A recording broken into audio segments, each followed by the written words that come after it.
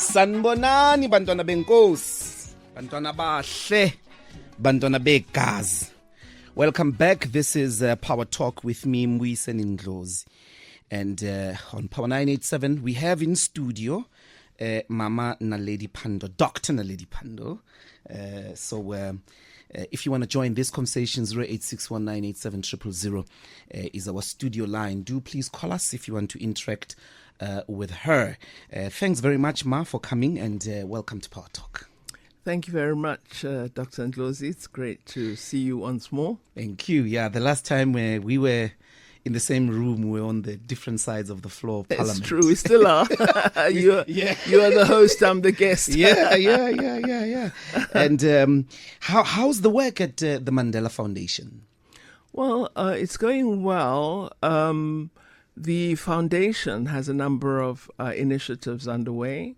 We've just come back from the US. Mm-hmm. Myself and the CEO and our archivist were in the United States to launch our exhibition on the UN Anti-Apartheid Committee. You'll recall that the UN, unusually in 1963, agreed to establish an anti-apartheid committee that would monitor all the actions of the apartheid state as claimed by the liberation movements and presented to the United Nations. The work of the committee was to collect information on the apartheid policy and actions, and also to monitor and provide support tools for political prisoners to ensure that the standards of care elaborated in international conventions and treaties around political prisoners were actually implemented and maintained. So things such as were political prisoners receiving attention from healthcare providers? Were they able to receive visitors? Were they getting food and so on? So all of that began to be reported upon by the UN committee. In addition, matters of sanctions that had been agreed to had to be monitored, and sanctions busters would be reported upon by the committee to the United Nations. So we thought, given where we are in the global politique today, that it is important to remind the United Nations that it played a sterling role in our struggle against apartheid, and that in fact it has the capability to play such a role with respect to other struggles. The foundation's place in South Africa's society, I imagine in this case on the part of young people, particularly those who are more or less politically active.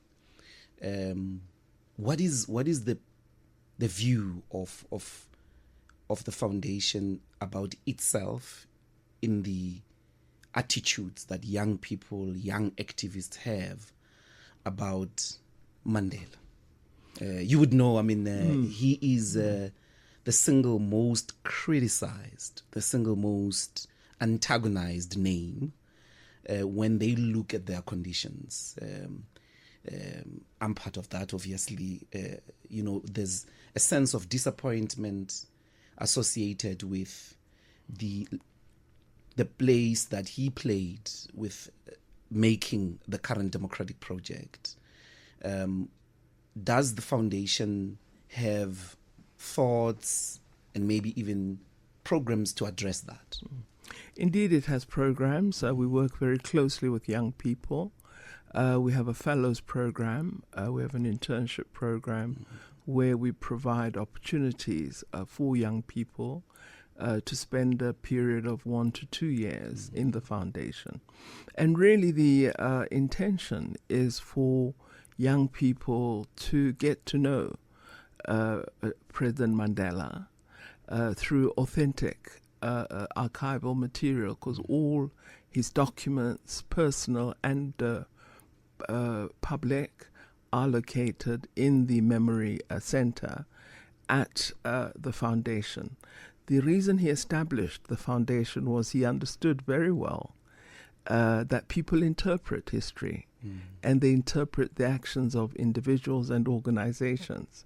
And I suppose he wanted material to be available so that everyone could scrutinize and on the basis of information rather than opinion begin to develop some sense of why things were done in a particular way at a certain historical period. So I think while it is correct that there have been missteps and inadequate progress, it is wrong to accrue all of that to President Mandela.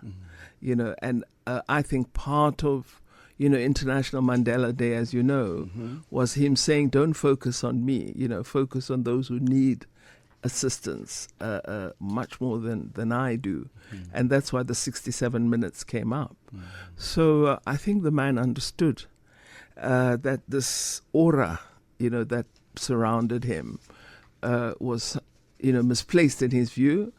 And he wanted the foundation to focus on areas of program that would make a difference. So there is a strong alliance with young people. And in fact, when I go to the foundation offices, I'm always intrigued at the fact that the majority of staff are young people and who are doing, absolutely incredible work. So the key is to share the legacy, build understanding around progressive principles and values, and hope that young people will imbibe some of those traditions of international solidarity, a belief in human rights, a belief in humanity, and that we're all one and can work together as diverse communities, individuals and countries.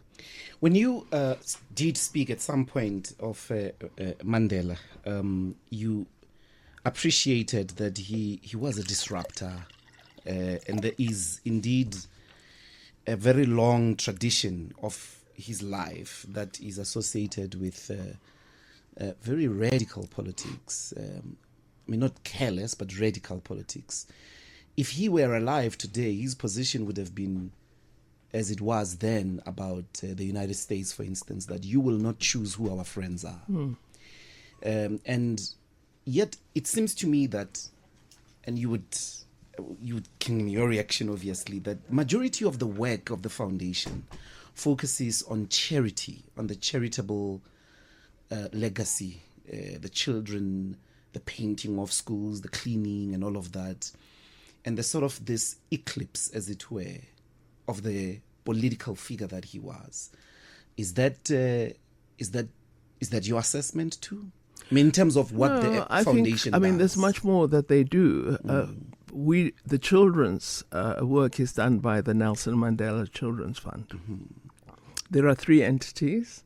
There's the hospital, the Children's Hospital, the Children's Fund, and there's the foundation.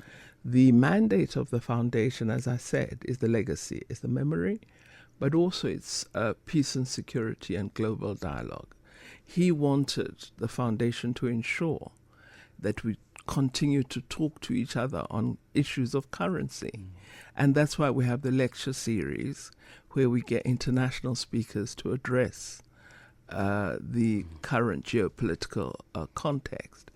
But in addition, I think what we do is we work with public institutions on matters of public policy.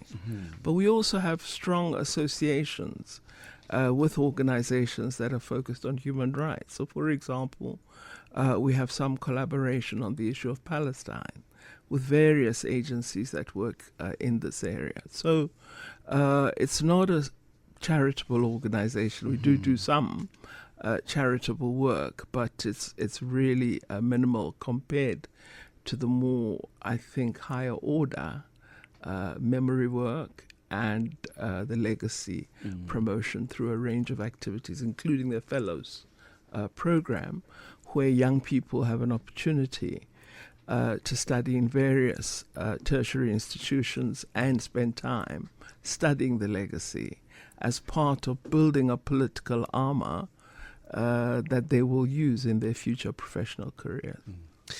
If you've just joined us, Bantwana Benkosi, I'm with Dr Naledi Pandor, who is chairing the Nelson Mandela Foundation. That is the role she is playing today. If you want to join the conversation, 0861987000. So the person of Nelson Mandela, I mean, I don't know, but this legacy, this history, this memory, that the foundation is responsible. So if you were to evoke it then, to give us a critique, what is the foundation's position on South Africa today? Well, I think the foundation is concerned at where we are. We had participated quite actively in the preparatory work toward the dialogue that is to come. The national dialogue. The national dialogue. But became rather concerned because we had a sense that we weren't quite arriving at what is the exact framework. And so to some degree, we no longer are as involved as we were. So there would be some concern that, things are somewhat up in the air. And, we do need to get things, moving in a direction that all of us solidly understand. I think there's a sense of, we're not quite sure, where we are. Nonetheless, where we have an opportunity to play a role, we do. One of the things we have been doing is supporting various departments on thinking through areas of policy that we believe are important. So we played a role in shaping the policy and practice on early childhood development with Education Department and the Department of Social Development. We've played a role in thinking through research about a basic income grant. So we provide research support where needed to public and other institutions. So we do take up matters of public policy because we believe that the foundation can play a supportive role in ensuring that we have policies that we can implement and also have capacity in the public service to execute these policies. Our primary concern is public sector capacity. What is wrong with the national dialogue? If maybe you unpack that for us. You got involved. There must have been a reason why you got involved initially. What precise hurdle is responsible for drawing back? Well, I think it wasn't exactly clear to us what the role of civil society would be and how we would shape the agenda of the national dialogue. I think when you have such a process underway, the initiators have to make it clear what the objective is. And it wasn't quite clear to us. And then there would almost be a sense at which you would participate at some point, but then there would arrive a point where you may be excluded. And, the up and down and the uncertainty, I think, caused us to believe that perhaps we weren't playing as serious a role as we had hoped we would. When you say the initiator, you mean the president of the country? Well, whoever is responsible. And I suppose it's not the president on his own.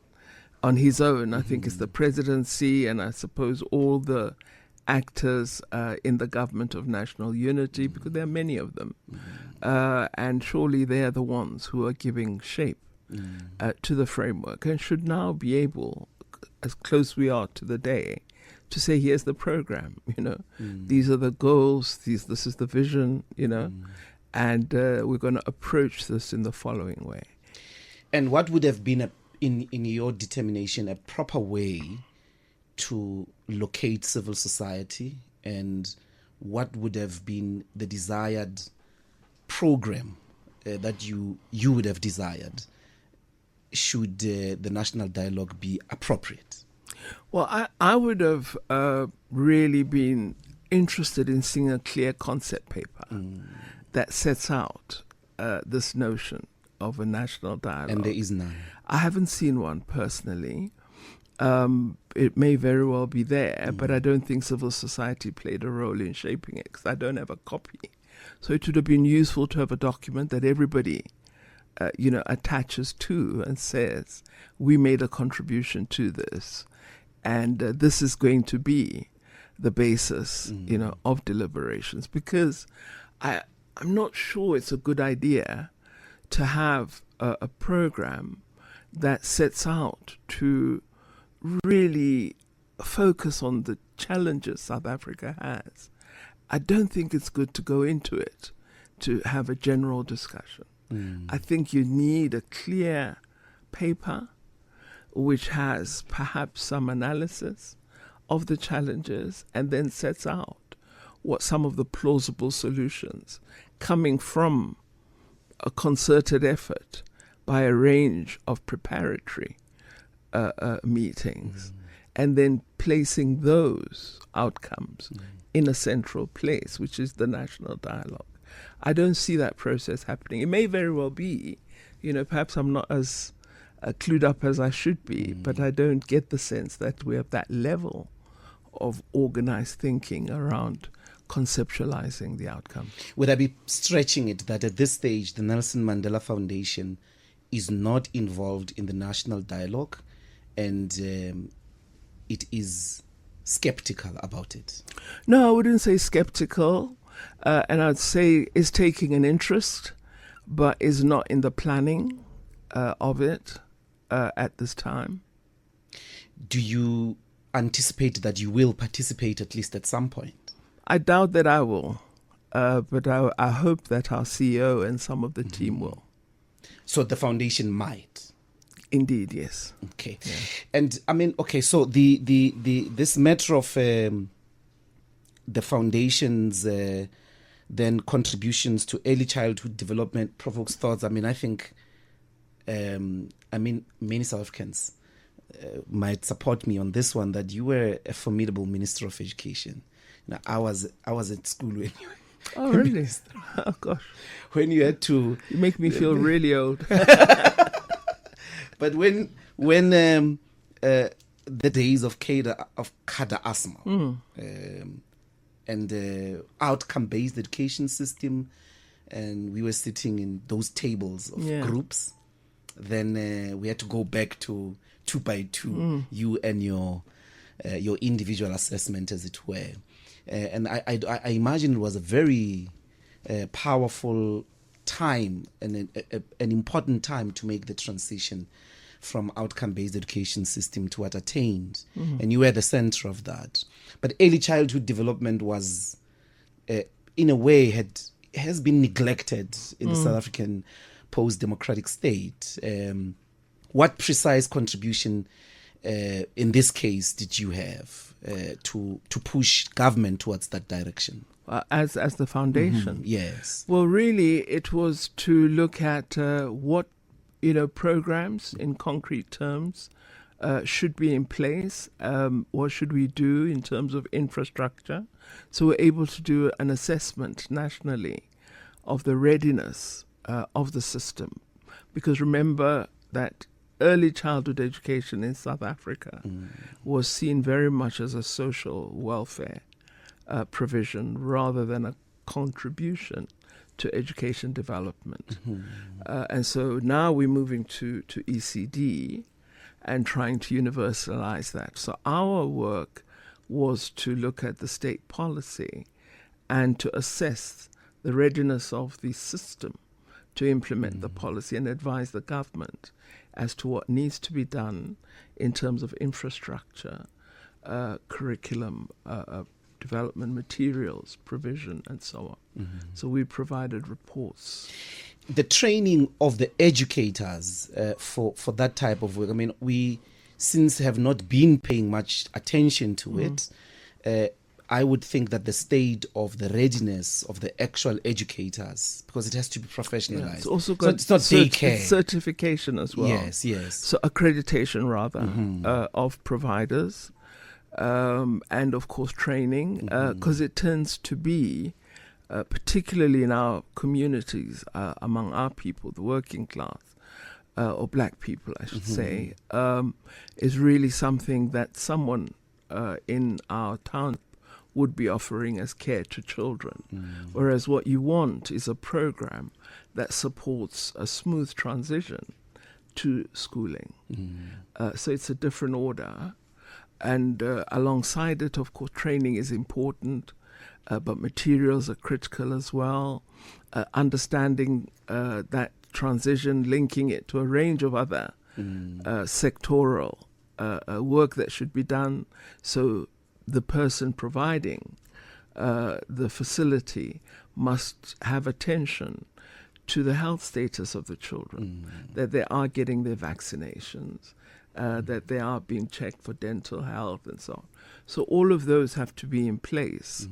And as I said, you're talking about that early phase where it's childcare, but this one is the transition.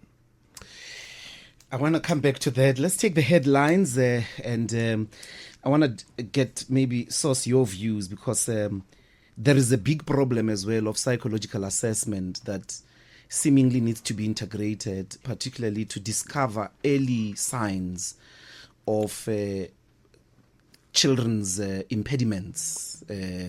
But we'll get back to that. Let's take the headlines, Bantwana Benkosi, with Nyakalo Tefu. Stay tuned. Power Talk with Mbuyiseni Ndlozi, where your voice is heard and opinion matters. We're still with Dr. Naledi Pandor here. If you want to interact with this conversations, rate 6198700. And Doc, I wanted to go back to the program, the early childhood program of government, which is only starting, and just address us on the training of teachers, maybe not just early childhood teachers, but it would seem to me it is at that stage in the development of a child where some of the early signs of learning challenges can be detected, and they're able then to be properly placed when they go to grade 1 and henceforth. For instance, autism, which most black communities struggle with. So it's on that end, it seems to me, of the rigorous training of teachers, maybe even retraining. Does government, does the state, is it aware that this has to be the case from early childhood educators? I think there is a realization, but maybe you should invite the education people to come and talk. I have. they will give you the detail. There's some very good people in the sector, DDG Quebec and others, who are doing incredible work in this area. We have some really good special schools in South Africa, but we haven't, I think, successfully mainstreamed the provision of support services for all children in our schools. We don't have sufficient therapists, we don't have counselors, we don't have psychologists in schools always. We have in some, the better off schools. I mean, it's only recently that we had health workers coming to schools to check audio and eyesight. So I think it's something that is developing and which needs increased attention. The early childhood development education programs have improved. They're largely at the universities of technology. And I think people initially thought if you're an ECD educator, you're in a low-level education function, whereas actually this is the critical time when cognitive preparation of children occurs. And so they do need to be, top-class trained people. And it has improved. Many young people would keep away from this area. They didn't regard it as important. But as the complexity has been recognized, I think you see more and more young people apply to train in ECD. And that is exciting. So, we just need to refine in the area. but alongside training actual teachers who will be in the room with children, that support element needs to be there. Just as with health professionals, if you just focus on doctors, it's not enough. You need radiographers, you need your physiotherapists, you need pathologists. So all the allied services, including nurses, are critical. And we tend to be very focused on the higher professional level and inadequately attending to the support element, which sometimes is critical.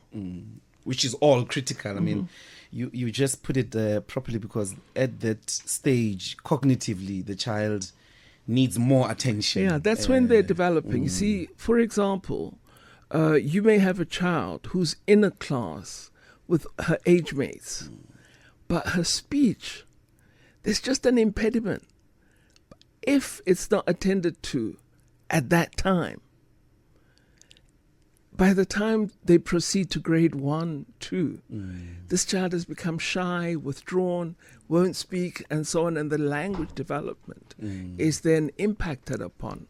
Whereas if you have a therapist at the beginning who understands it's merely needing to teach the child how to place the tongue before the teeth, or or behind the teeth, and so on, you then help the child to master the ability to interact with other children and to have confidence when they get into grades in which they begin to learn the alphabet, to get the phonetic training.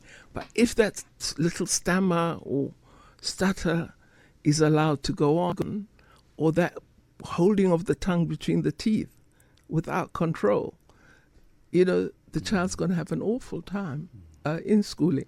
So those sorts of things are supported by trained teachers. And really, because I've experienced it, I've had such a child, I know that it takes maybe an hour or two a week. It's amazing how the child will thrive once that recognition is done. For more difficult areas, I really think we should do more about expanding the special schools provision in the public sector and actually training for specialization.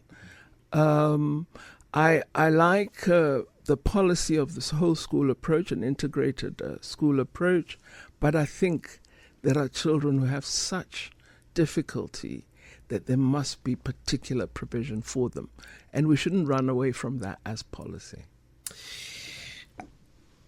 When you were making an assessment earlier of the national dialogue, you began to speak about the GNU.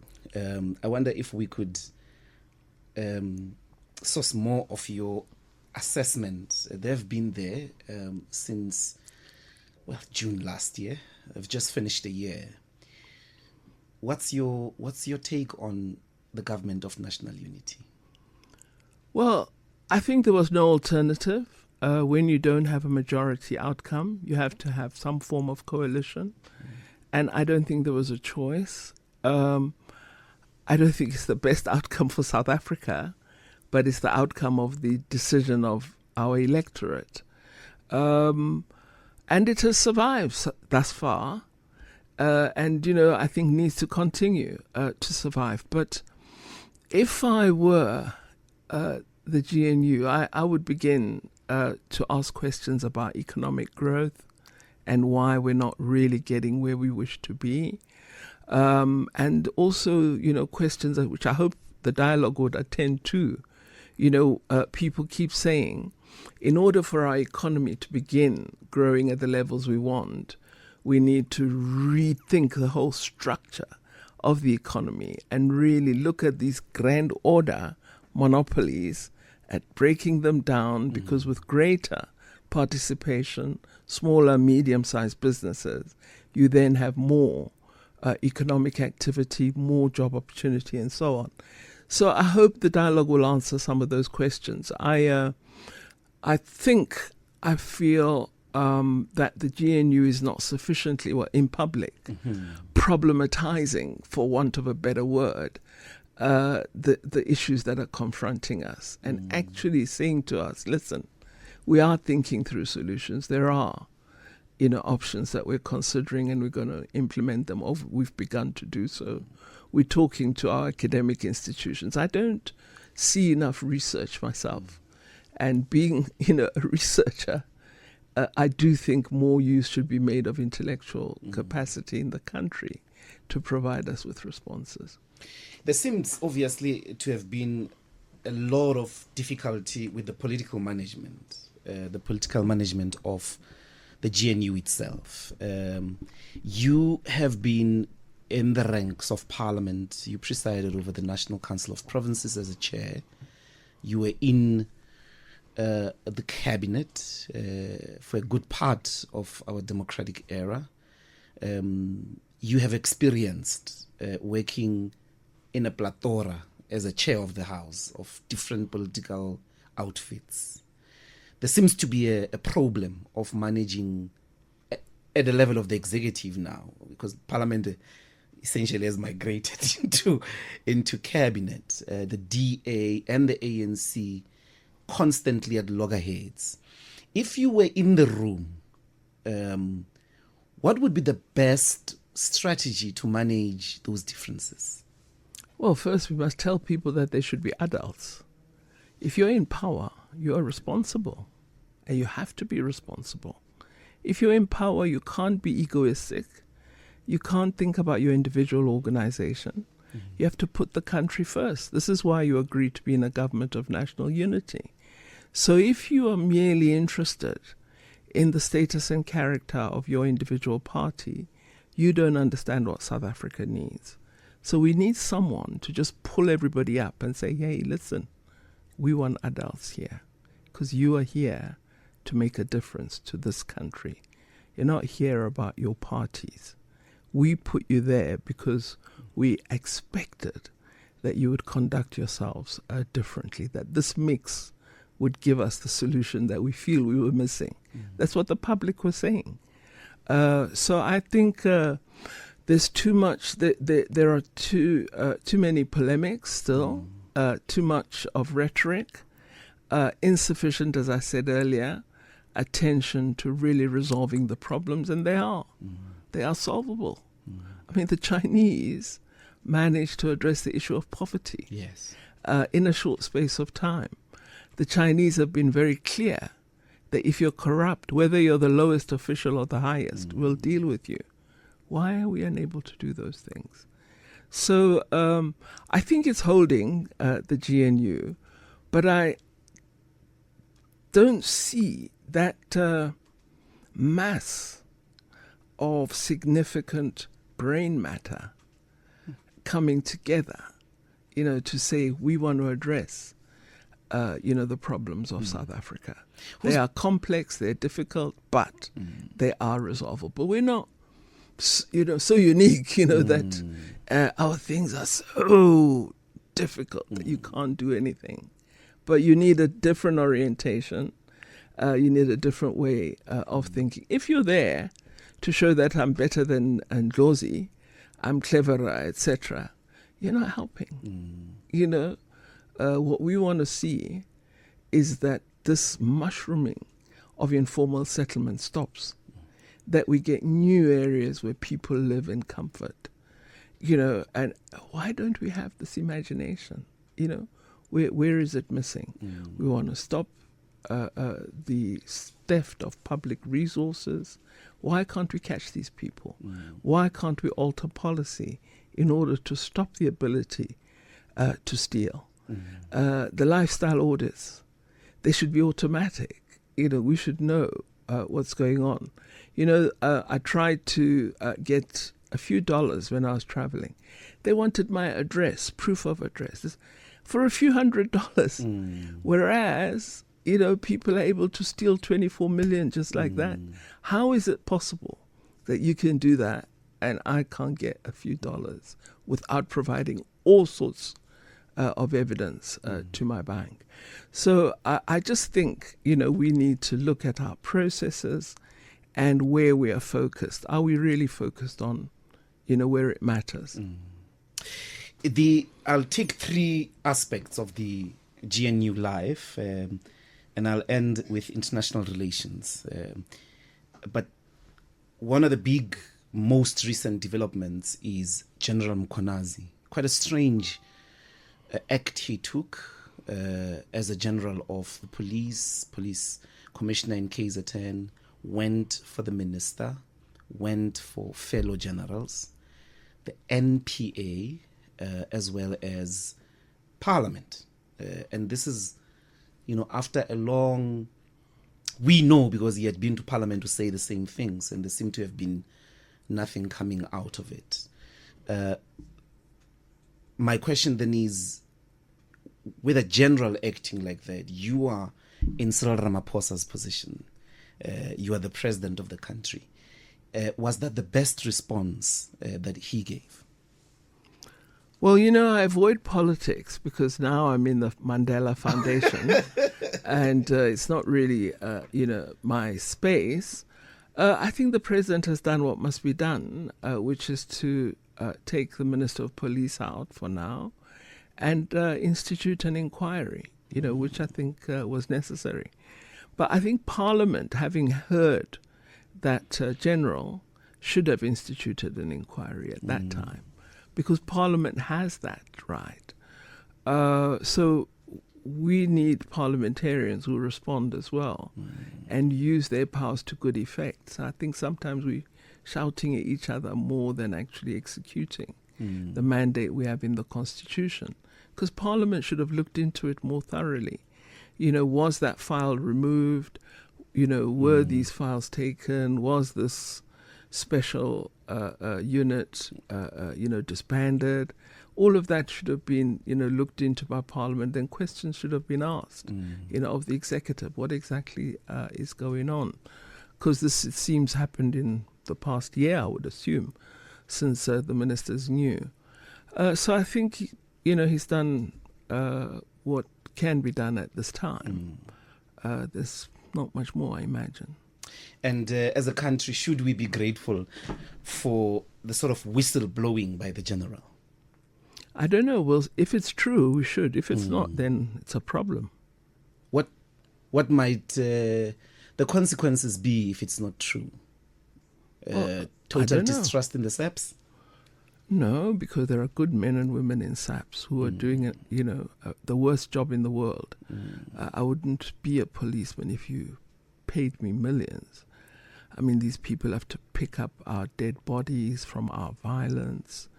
They've got to assist the women that are abused in our country, the girl children, the babies, and we don't thank them enough.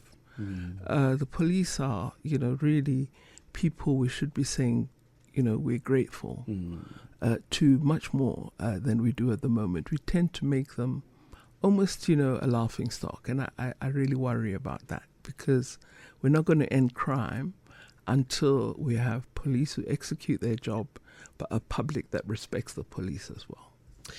You mentioned earlier China's uncompromising approach to corruption. And the ANC, which you served, which you were its deployee, is guilty on this one with regards to internally first confronting each other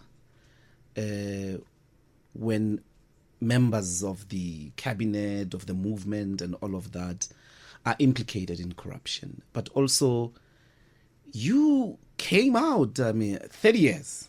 You served 30 years. You served in Parliament, you served in the executive, in very serious positions that when people leave have lucrative lives. That capacity to have come out unscathed by even a single scandal. Why did you get it right, and why did your colleagues, why did they get it wrong? Because I came from a family where if you did something wrong, you got a good hiding. So I didn't want to get a hiding when I was older. We were given a good whacking when we were kids. So, you just avoided doing wrong. And the values you were taught, you could never take something from someone else's pocket, or something that should be in someone else's mouth and you put it in your own, you would be dealt with. Why is there this political incapacity at a political level now to confront each other in the movement that, Chief, you are wrong? You should act in a selfless way, go clear your name, and then you can be reintegrated. Or we're not going to share the space with corrupt people. Politically, why is that hard? The Chinese are doing it?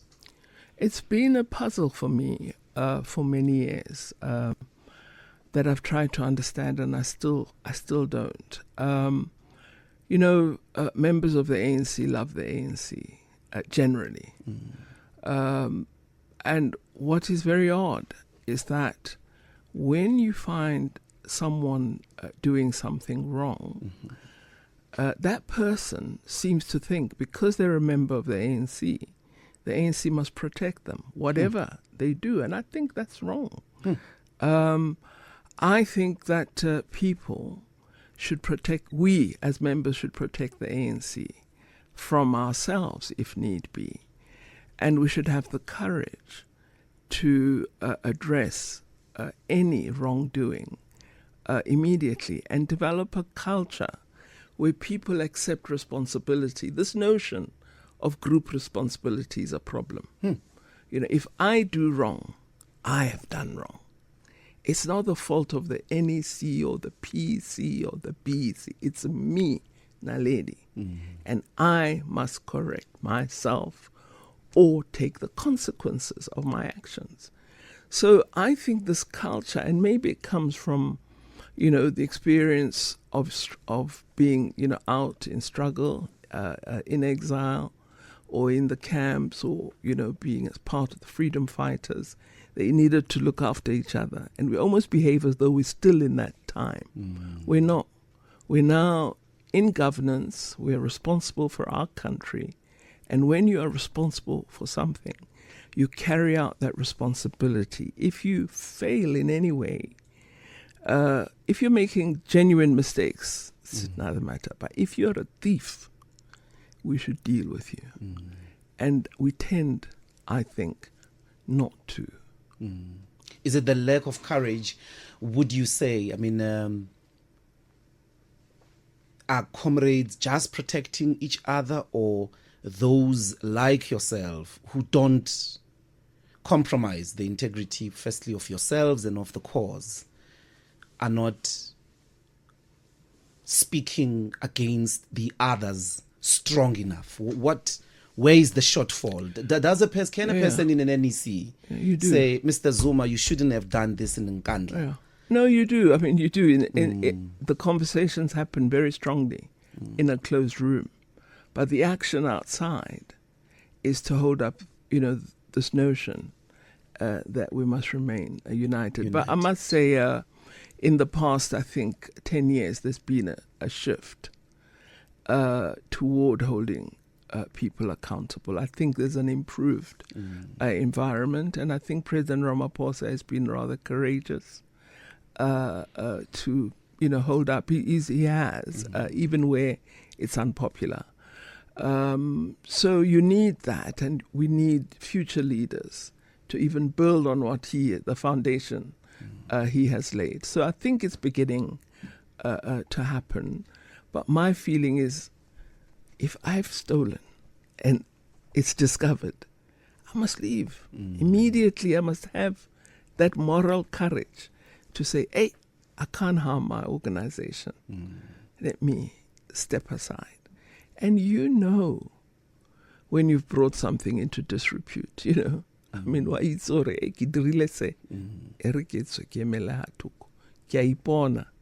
but people just want to lie, Bamaka. And I just find it so disturbing that you are so intent on staying in office that you're prepared to destroy the organization along with yourself. It's crazy. We're still with Mama Naledi Pandor, Dr. Naledi Pandor.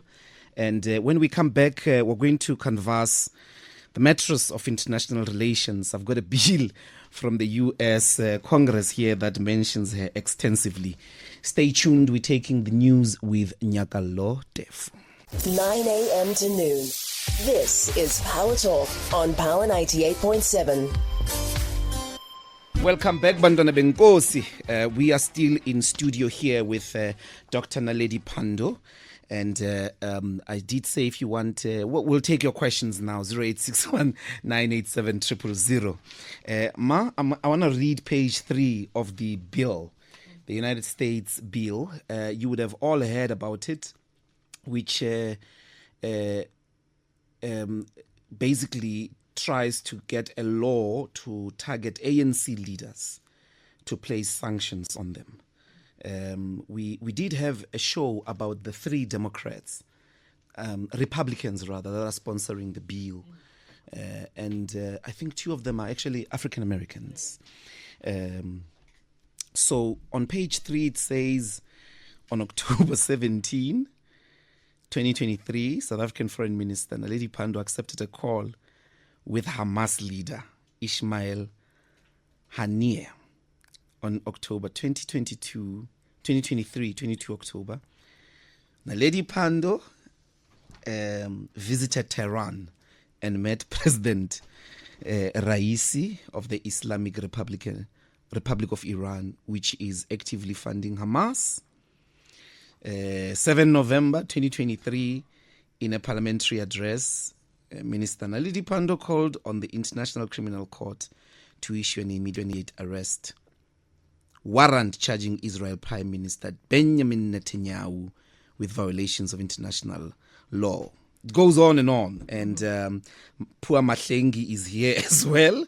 But these is the section that basically provides the grounds for why it seems to me, you said you just came back from the US. It seems to me that you'll be the number 1 target of this bill. Mm-hmm. They might put sanctions on you. I don't know what they're going to get, but you may not go back to the US. What do you make of this move to personalize to the leaders individually? You are mentioning here international law, violations of international law. You are mentioning public institutions. You are on a state visit to visit a head of state, but also your actions, even against Israel, are always on the basis of international law, international institutions. Why are the Americans personalizing the disagreements with South Africa? Well, I think that we know that America is a very, very strong supporter of Israel. In fact, to them, their most important international partner is Israel, which is really hardly, a trading partner by any means. But there's this coalescing between the two, which influences all attitudes in the United States of America toward other countries. And you also have an emergence in the United States of a different political ideology, which is toward triumphalism, dominance, and rejection of liberal values, which have been associated with the United States of America for centuries. Respect for international law is very much from, an American tradition of liberal policy. Respect for sovereignty, and many other values and principles are all associated with the essence of what is the Constitution of the United States of America and its contribution to the United Nations Charter, as well as the Universal Declaration of Human Rights. So there's a total departure from that when it comes to Israel. And I'm just astounded, that a nothing in South Africa called Naledi Pandor could attract such congressional attention. And it just indicates the power Israel has over America. You think it is an Israeli-sponsored bill, essentially?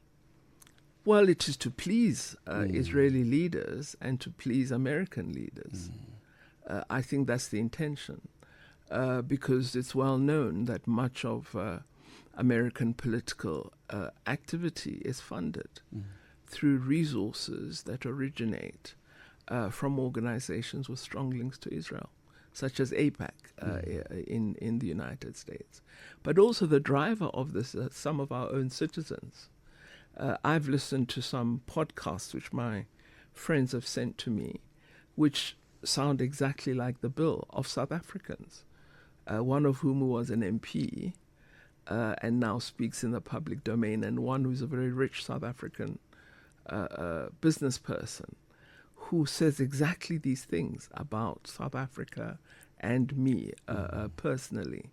So there is a sort of onslaught. There's a campaign underway. Are you deliberately withholding their names? I don't want to mention them on air because I don't want to be subject, but I don't mind if they take me to court. They know themselves, and the South African public know them as well. And I don't want to give them, the publicity that I think they're desperate for by mentioning their names. But they form part of this whole action of, Zionism, which is a conservative right-wing agenda. And try to paint themselves as being, heroes that are representing an Israel that is, under some form of threat. Now, I don't know, I said it, last week at the UN, how the world countenances what is happening to the Palestinian people.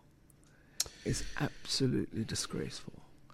And we as the world, every time you go home, you turn on the TV, you watch Al Jazeera, you watch for 5 minutes and you can't bear to watch. You turn to another channel. It's just disgraceful.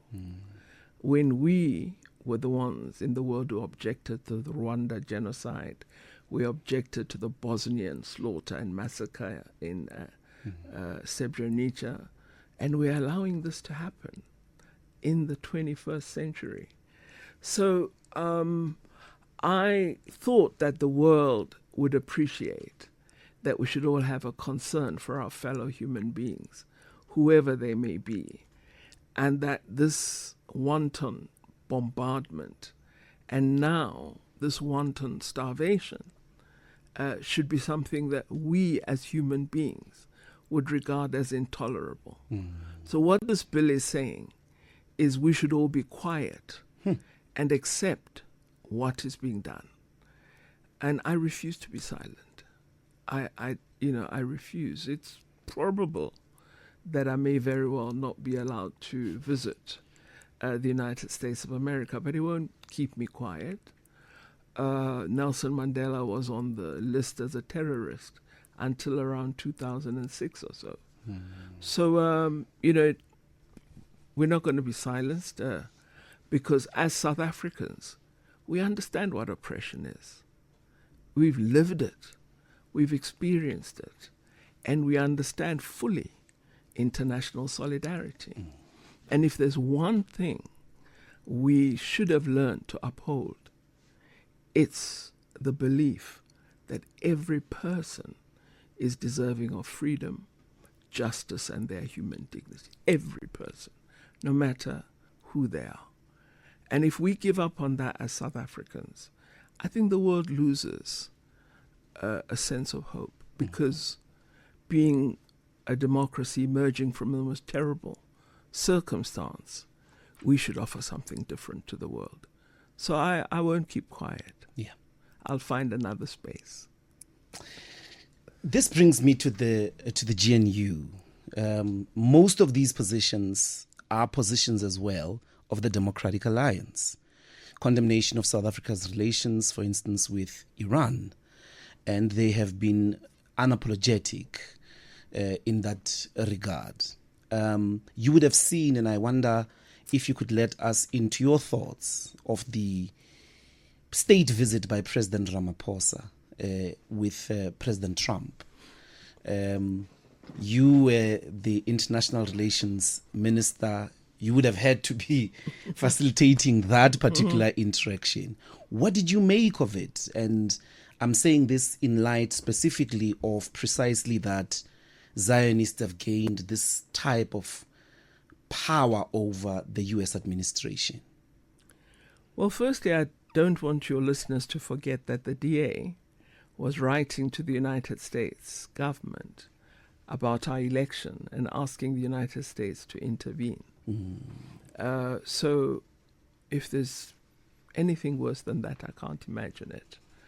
And then AfriForum went to the United States and lied about our country, because there's no genocide against white farmers in South Africa. There isn't. And it was, they know it was dishonest, and it was merely to garner attention from a government that needs diversions, because it's also in trouble in its domestic setting. So I think we need to look at ourselves. And I think the question you raised earlier about the character of the GNU and the nature of divisions that continue to exist, we haven't quite found each other yet as South Africans. If it is possible for us to go out and tell such untruths to the world, it means there's a lot of work we need to do about our own reconciliation. Is that possible with the DA? Is there a possibility for a common ground between African National Congress, international relation policies, and the Democratic Alliance? And should even such a pursuit happen to establish a common ground in light of the fact that... On the basis of recent events, I'm not sure that such common ground is possible. But it should be. If it's not, then we should be worried, because if, as some anticipate, we get a government that would be DA-led, are we going to be vassals of the United States of America? Will we have to have a revolution, as they're having in Burkina Faso, Mali, Niger, rejecting a neo-colonial presence, of United States of America? Thus far, South Africa has remained a very independent country in foreign policy terms. We don't have a military base of the United States here. We have capability of developing nuclear for peaceful purposes, and we've been able to do so. We have our own science system and so on. Are we preparing to become a vassal of another country? And I worry about that. You think the DA would put us in that position where our from autonomy the things that they and say, sovereignty is compromised? If I write to President Biden and I say, "Oh, woe is me, help me," I'm saying to him, "You're the authority that I want over my country." It's very, very disturbing. And so the performance then with regards to the African continent, we were talking offline. The Francophone countries are battling France. They are trying to disarticulate French influence in the continent, which has been in many ways a destructive influence that has rendered the very sovereignty fragile of Niger, of Burkina Faso, and more, Mali, as well as the rest of most of West Africa, where they are powerful, the former French colonies. The South Africa's place in the continent, and I'll take the example of the DRC, the example of those three Sahel states. Is our influence being pushed back, or is our influence being maintained? Is our influence growing? I think that our Africa policy hasn't been sufficiently attending to issues of development. There are critical roles that we could play in the various protocols of the SADC region, for example. We're a country that is most industrialized on the continent, but we live in a region that is not very, very industrialized. We should have been using our capacity to encourage greater productive capacity in Botswana, Lesotho, Eswatini, Zambia, and our other close neighbors. So I do think South Africa needs to look at how it can use its core capabilities to empower the continent. I'm very glad at the role that South Africa is beginning to play with respect to the African Free Trade Area protocol and agreement, and the work that they've done, even on piloting with one or two countries. So they've taken that very seriously, the AFCFTA. I would want to see greater entrenching of Agenda 2063 and also development of strong partnerships with strong African economies. We should be forming an Africa 20 with Nigeria, Tunisia, Algeria, Egypt, Kenya, Tanzania, Uganda, and so on. And we're not working at that. So part of the problem in the globe at the moment, the geopolitical challenge we have, is we don't have sufficient counterweights. And to develop counterweights, you're going to have to work in coalitions. BRICS is interesting and has a plausibility, but it works on a consensus basis, tends to avoid being political. So we need to look at, can we insert politics of the South in BRICS? Can it be a force that acts and serves as a counterweight to a very, very huge Goliath, the United States of America, a powerful force, which we don't want to fight with, we want to engage with, but on a basis that is determined by ourselves. Even with respect to France and those countries in West Africa, they're going to have relations because the bonds have been established over so many years. But what they want to get rid of are the chains of bondage. And that, I think, is absolutely right. But relations of diplomacy, of trade, and so on, those endure over time.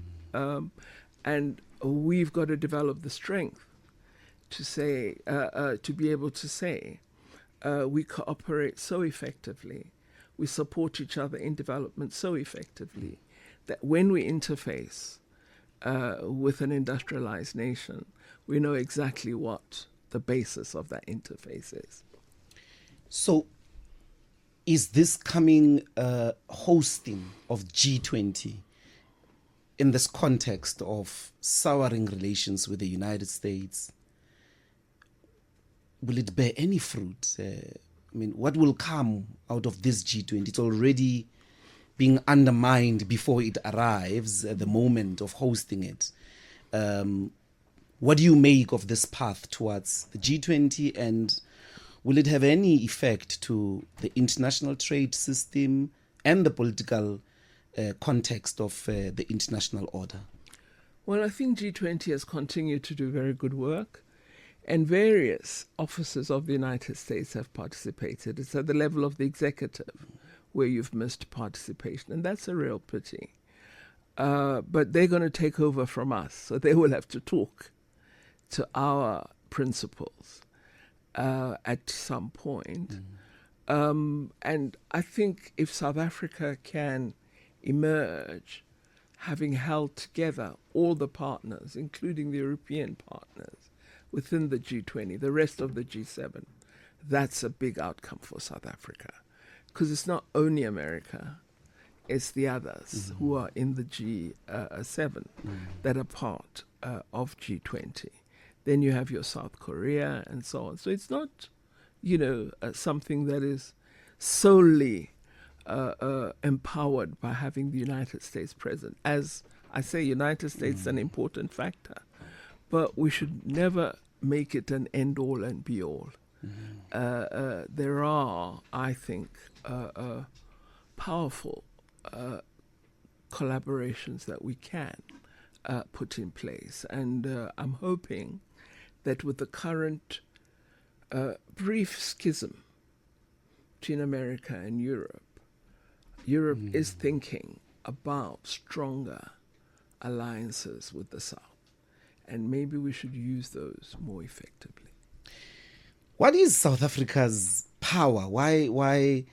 We have the smallest Nelson economy. Mandela, it's moral weight. Is that what the United States is scared of? South Africa's moral power? I think certainly that the fact that it upholds core principles and values and attaches to them very, very strongly and is unafraid about articulating them on a consistent basis. This is definitely something that is feared. I've noticed it, that when South Africa speaks on a matter, because of consistency, there's a nervousness, because others speak on the basis of interest only. But interest doesn't subsist over time. Values do. So I think that moral legacy, that attention, to core values, makes South Africa very different. But the US is a very diverse society, and the anti-apartheid struggle cultivated very strong alliances, even including within the Republican Party. And as my final question is, what happened to those alliances such that South Africa could be this misinterpreted and undermined by people whose immediate history is on the side of apartheid from the country? I think if you ask Americans about America today, they would probably tell you, many of them who are progressive and perhaps to the left, would tell you they never anticipated there would be a second Trump term. So often we take our democracies and our friendships for granted. And it is a lesson that you need to maintain them. Don't assume that because you were in the anti-apartheid struggle, you will always be with me. It's not so. Unless I keep a very close relationship with you. But I want to say that we have maintained some of those bonds. We held a global conference focusing on the state of Palestine and the current conflict. And it was attended by, comrades who were part of the anti-apartheid movement from all over the world. So there is that vibrancy, but it needs to be revived. And if you look now today, the concern about the war on the people of Palestine has led to the emergence of a global movement that has some affinity to the international anti-apartheid movement. You've never had such. You had Vietnam for a time, but not as global. But now, with South Africa, you had that, and you see it today with respect to Palestine. So there is something happening that is positive. The issue is, will it coalesce into a progressive momentum, or is it going to collapse? And we would encourage that it needs to be sustained over time so that we don't lose the essence of what we should be. And the foundation will be contributing to these efforts. We hope so. Yeah. We hope so, that generally we'll be part of global dialogues on this matter, and we'll always try and pursue positive values. That's Dr. Naledi Pandor. Thanks so much, Ma, for gracing us. Thank you for inviting me to come through to Power Talk. And we wish you and the foundation the best. Thank you. Thank you very much. Let's take the headlines. On the other side of the news, we're going to try and understand the multi-choice deal with Canal Plus and what that means for the broadcasting sector in South Africa and the continent. It's 11:30. We're taking the headlines with Nyaka Lotefu. Thanks, Mbuyiseni. Good morning once again. In news making headlines at this hour, Nelson Mandela Foundation Board Chairperson Dr Naledi Pandor has expressed concern over the limited role afforded to civil